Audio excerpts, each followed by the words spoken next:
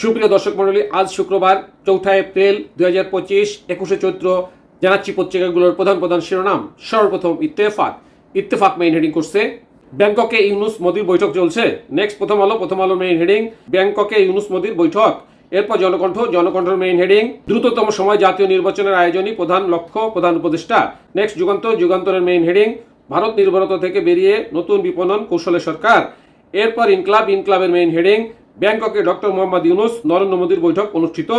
Next আমাদের সময়ের main heading বিশ্ব শেয়ার বাজারে ধস, ডলারের দর পতন, ট্রাম্পের শুল্ক ঘোষণা। এরপর কালেকণ্ঠের মেইন হেডিং অনেক বুথে টাকা নেই, সামনে out of service notice. Next সমকালের মেইন হেডিং দক্ষিণ কোরিয়ার প্রেসিডেন্টকে অপসারণ করল আদালত, ৬০ দিনের মধ্যে নির্বাচন। নেক্সট মানবজমিনের মেইন হেডিং ইউনুস মোদি বৈঠক। এরপর জায় দিনের মেইন হেডিং ঈদুল আজহার আগেই দেশে ফিরবেন খালেদা জিয়া ও তারেক রহমান।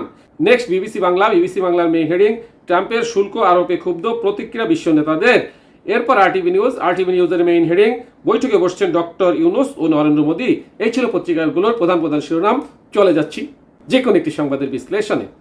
দর্শক মণ্ডলী, আমাদের মাননীয় প্রধান উপদেষ্টা এবং ভারতের প্রধানমন্ত্রী নরেন্দ্র মোদীর সাথে চীন সফরের পূর্বেই একটা বৈঠক হওয়ার কথা ছিল, কিন্তু সেই বৈঠক হয়নি।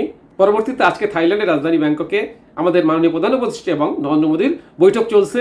সেটা নিয়ে অধিকাংশ পত্রিকায় প্রতিবেদন করছে। আমি আপনাদেরকে নিয়ে যাচ্ছি প্রথম আলোর প্রতিবেদনে। ব্যাংককে ইউনুস মোদীর বৈঠক। অন্তর্বর্তী সরকারের প্রধান উপদেষ্টা অধ্যাপক মোহাম্মদ ইউনুস ও ভারতের প্রধানমন্ত্রী নরেন্দ্র মোদী আজ শুক্রবার থাইল্যান্ডের রাজধানী ব্যাংককে আলোচনায় বসেছেন।